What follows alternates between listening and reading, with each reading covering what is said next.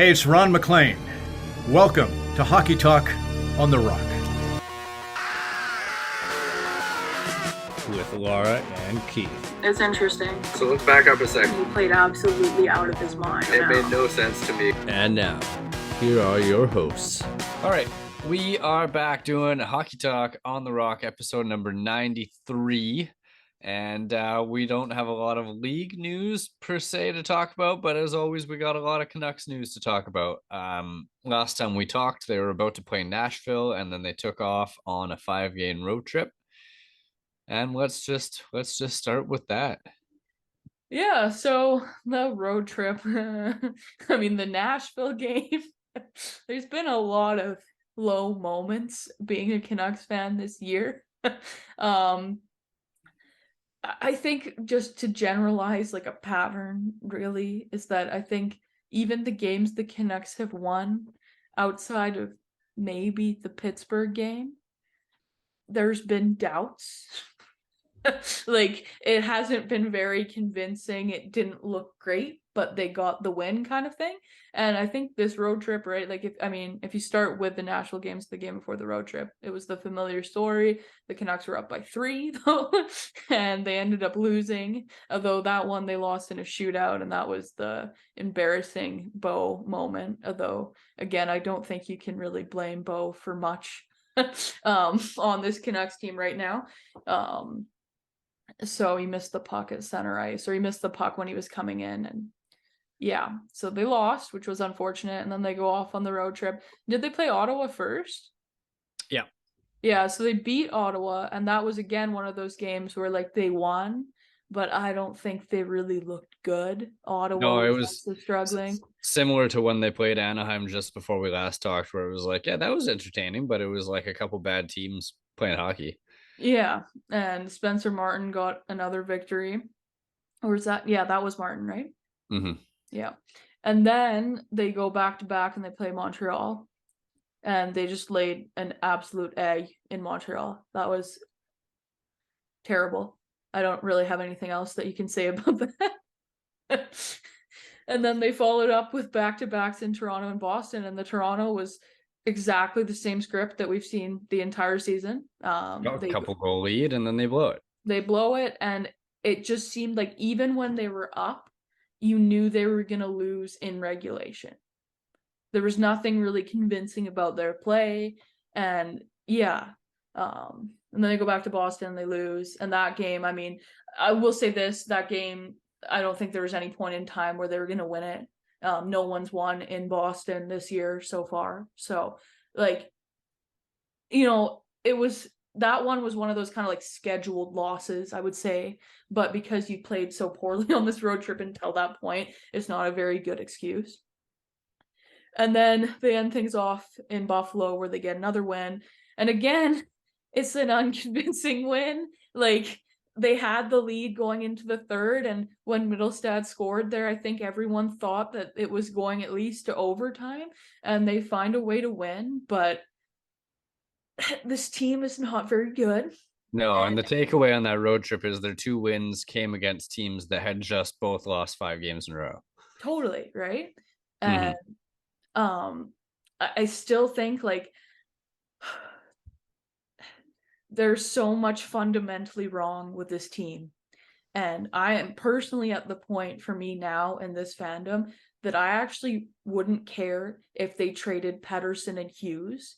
If they, like, I'm just at the point where I think we need something new. And I'm not saying that's what they should do, because I still think that's what they should keep. But I guess what I'm saying is there's no one on this team that if they traded, I would be emotionally upset about them being traded. And it's been highlighted over and over again about how kind of the comparison between like the 2011 team or the 2010 teams, if you want to call them that, to this team now, and how it just doesn't seem like they care about being Canucks. And it's very like apparent, I guess, now, or maybe it's just all the losing. I mean, you think about Bo Horvat, which I know we'll talk about later, but he's been on this team. He's had really, 2 experiences in the playoffs, one with fans. And he's just lost. He's lost his whole career. Like, it's hard to get invested in something if all you've ever done is lose. And we're getting to that point with all these, like, what were the core players.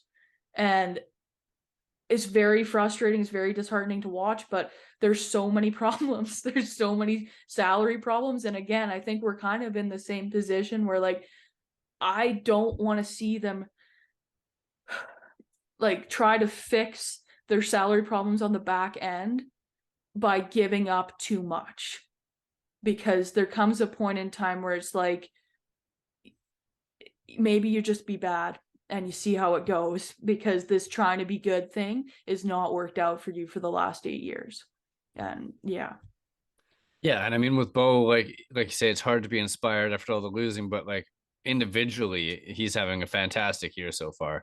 Like I don't know, I think he's second in the league in goals He is, yeah. behind McDavid, Yeah. and which is pretty impressive, which is good for him in a contract year, and good for the Canucks in the sense of if they can't or won't re-sign him, it's going to increase his value. So from there, I think we go into the most common thing in Vancouver talk radio and talk podcasts and everything is the trade speculation. And I mean, like you say, it's not this management's fault that they're in the position they're in, because they inherited the cap problems, Sure. but they need to do more to start to fix the problems. Like when they came in, they had a lot of song and dance that I think a lot of people were hearing what they wanted to hear, but with the way last summer went, they didn't do as much as it seemed like they were going to do. So at this point, like I know you got Bo who's scoring goals like crazy, but it might be time to see what you can get. And like I know Luke Shen's been, the unsung hero award winner and like a steady stay-at-home dude, but like if he's got value, look at what you can get for him, right? And start to play other guys, Burrows and Rathbone, Burrows can probably fill the Shen role pretty well. Yeah. So if there's rumors that Toronto might take a flyer on Myers because Muzzin's out for the year, which it sounds like. Yeah.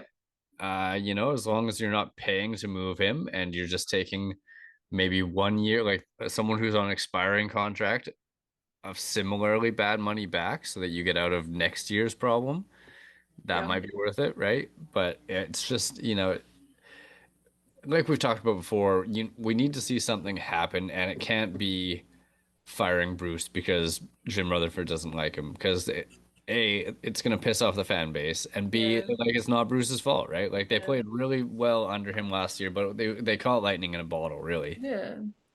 Like, okay, this is the thing about Bruce. Like, I was 100% expecting to wake up yesterday and for him to be fired. I thought it had the notification on my phone. It seemed like after Rutherford had made those comments again that about the structure and the system, that like regardless what happened in that Buffalo game, I thought he was done. Like, win or lose kind of thing. And now the fact that we haven't heard anything now, I'm like, okay, I think they're keeping him. Which I agree with you. I feel like is the right move. And I know there's all sorts of talk out there that they don't want to fire a coach in case that the same thing happens to the Canucks as last year, where they do catch a bit of lightning and they go on a win streak, and then they basically give themselves a sense of false hope. And like, again, that's kind of cruel to Boudreaux both ways. But like, it's just, I don't know. Is it just Aquilini's too cheap to pay another coach? Because it could just be that. It's very obvious that Rutherford doesn't want him. It's a really weird, toxic environment, and I do think that is getting back to the players to some extent. And they should be professional; they should be able to play through it. But you're not living on a frickin' island, right? Like you can hear like everything around you, and that combined with all the talk about Bo, I do think it's become the talk of the league. So it's just And I mean, like in a Canadian market especially, like that outside noise is so much louder than everywhere else too, that like I think you probably remember last year with the trade rumors around Brock, and like it wasn't Miller in practice that was like, hey, aren't you getting traded next week or something like that, like they know, right? And they're joking about it, but they definitely are aware of all of it. So from maybe there's something more to it that like no one's really talking about, and probably the smarter people have looked at, and maybe Rutherford's comments are not so much about I hate my coach and I'm going to fire him and get a new one, and more about trying to um, upsell, instead of saying Sure. my team and my players suck. No, these players are all really good. It's just the structure. So they have Take value, them. Yeah. Yeah. right? I mean, that would be nice. Yeah. I mean, there's a few insiders that have posted, like the Canucks have many lines in Yep. the water right now and they're waiting Yeah. for a bite. So it would kind of make sense that like if he's not so much harping directly on Bruce, but he's saying like these players would be amazing in a properly structured setup or in a different system. Maybe it's just trying to publicly put it out there that he believes in these players in an effort to try and like persuade whoever he's trying to talk to about trades and whatever those might look like. But as long as we're not looking at more Dickinson like deals where they're paying prospects or picks to move things just to make things easier down the line, because it will and it won't, right? Because you need to make space, but you also need to restock the cupboards. And the Canucks don't have anyone in their you cupboards, right? need to figure out how to do both. That's kind of why they brought him in. I do think that Rutherford's comments about it being like hard to make a trade that I know a lot of people are making fun of because it is your job. But I do think that's kind of reflecting that. I think he knows that he can't make another one of those deals. I think, the next one does have to be in both directions, as you say, because fan bases, we're fed up, right? Like, talk about not being able to handle a rebuild. Like, I personally cannot handle any more of this lack of a direction. And I love the Canucks, but like you got to give us something. Yeah. It's just too in between, and it's been like this for too long. Mm-hmm. So if you want to talk about disinterest in the team, it's going to happen. And I think the clear direction, like the next move does have to be something that's like, this is what we're doing, and people will get behind it. But here's my under the radar prediction that I'm going to make. Okay. Luke Schenn returns to Toronto. Yeah.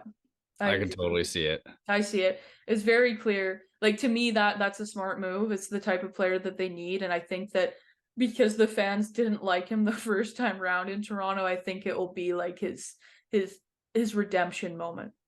Totally. Yeah.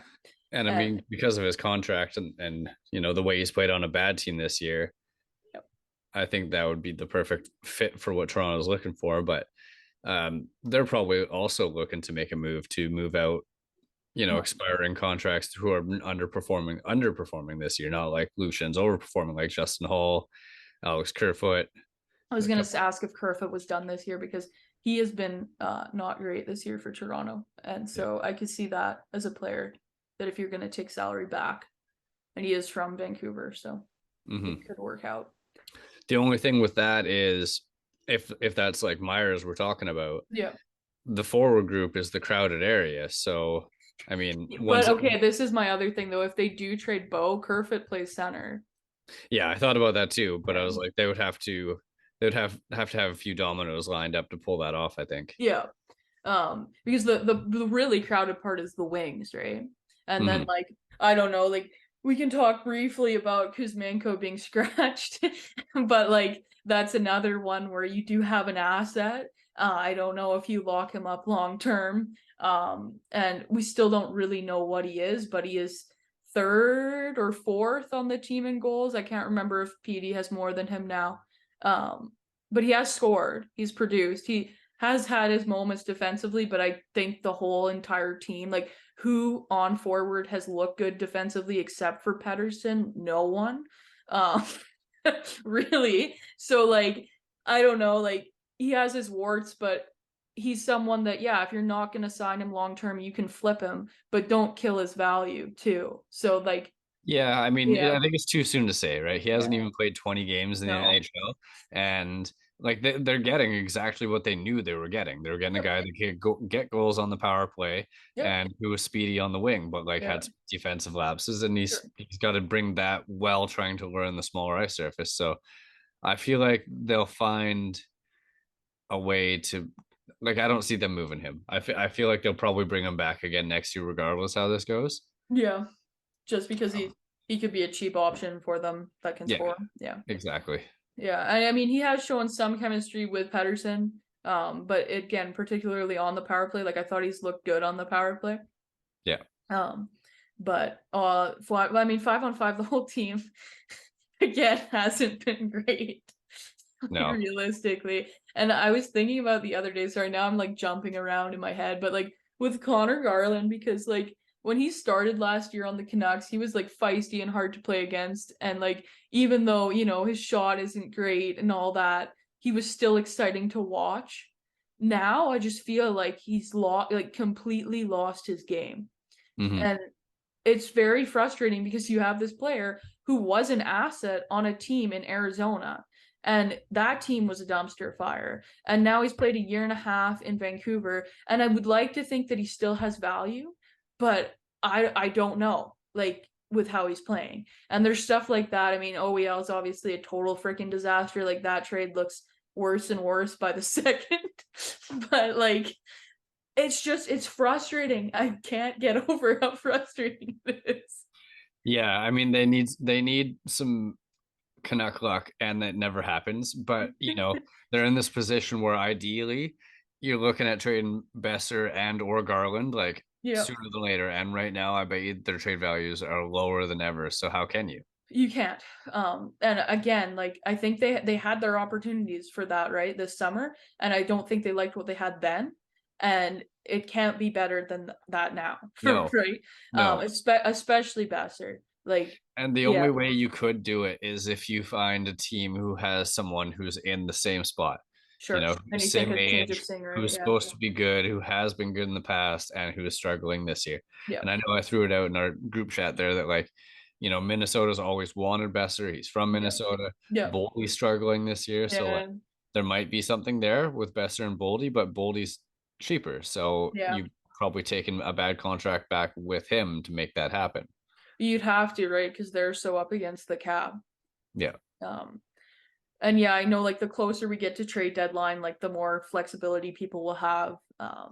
And also the more clarity they'll have on the cap situation next year. So they'll probably be able to make more moves. But my personal prediction with the Canucks is I do not think Bo Horvat will be on the Canucks by Christmas. I think he's gone. And I don't know. I wanted to throw it out there because I think it would be interesting. I mean, he's at 14 goals now. I can't remember if it's 13 or 14, but yeah. I'll look it up right now. How many goals does he end the season with? He's at 14. I'd say 34. Okay. I'll say 40. Yeah. I think that he started on such a pace. Like he's obviously going to slow down, but yeah, I don't know. I'll say he gets 40. And I mean, it depends where he goes, right? Yeah, totally. If he goes to Columbus and he's centering Gaudreau and Laine, like, I don't know. Yeah. No, I know. But also maybe. Yeah. Well, I think Gaudreau and him, right? Like, as I was saying to you, because he's such a playmaker, like, it is kind of the style of winger, because as much as, like, I'm very positive about Bo, he does not create plays. He's a finisher, which for a center is rare. And so, like, that kind of pairing works well. It's almost like, and not to the same skill level, but it is almost like a Marner Matthews thing, where, like, you have the winger that's the more creative, like, playmaker. And, yeah. Anyway.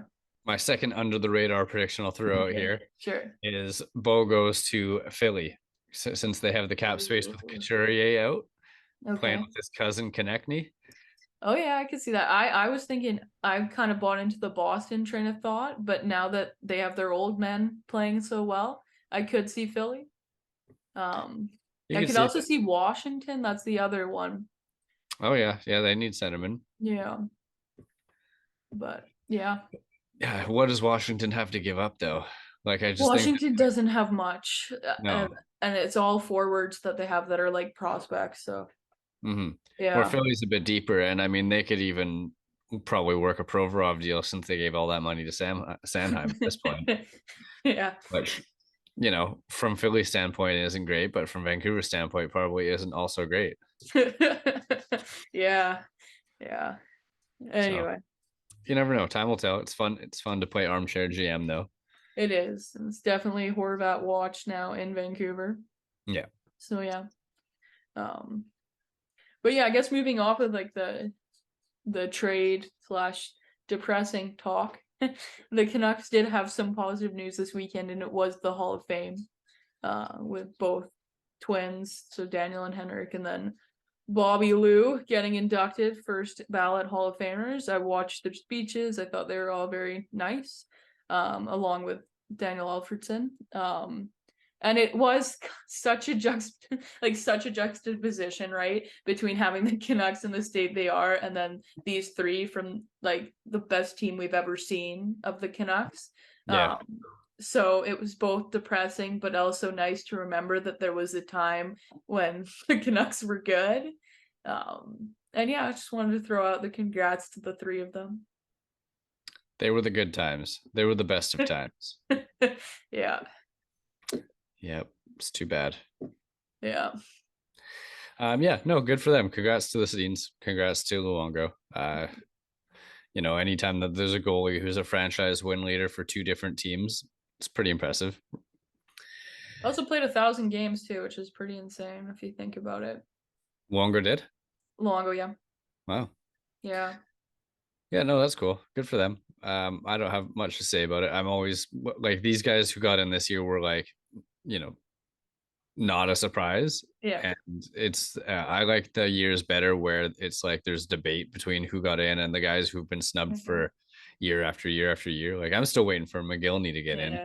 Me too. I will say I think this was my favorite year, only because there was so much Canuck content, and normally it's with teams that either I didn't really like or players that I didn't really like. And so this year I was like, oh, this is actually fun. But I do understand, and I totally agree. I think McGillney is completely deserving and should have been included long before now. So we'll see how much longer he has to wait. But yeah. Time will tell. And then the other league news that we're going to talk about was the Devils, the mighty Devils, wrapping up 11 wins in a row tonight. 11 wins in a row, pretty impressive. I mean, their two big offseason acquisitions, I think, were Vanacek and Palat, and Palat's been out for this whole win streak, I'm pretty sure. Yeah.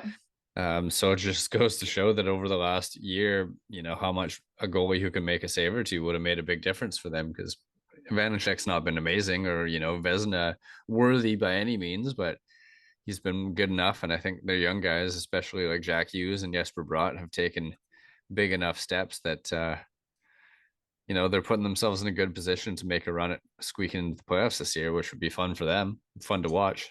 Yeah, I feel really happy for the Devils.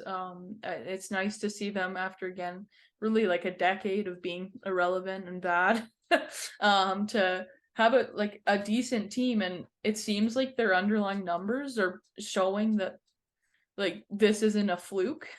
Because I know, like, again, at the beginning of the season I was like, okay, Buffalo or New Jersey, like, whose is more sustainable? And it was New Jersey, clearly. And they've put themselves, as you say, in a good position from here on out, to make the playoffs. Obviously you got to hope that you still get that goaltending. Vanacek is relatively young. But I think they like, I believe right now in the Devils. I think they're going to make the playoffs. So fun to watch. And Jack Hughes for sure. Jesper Bratt too. Like, yeah.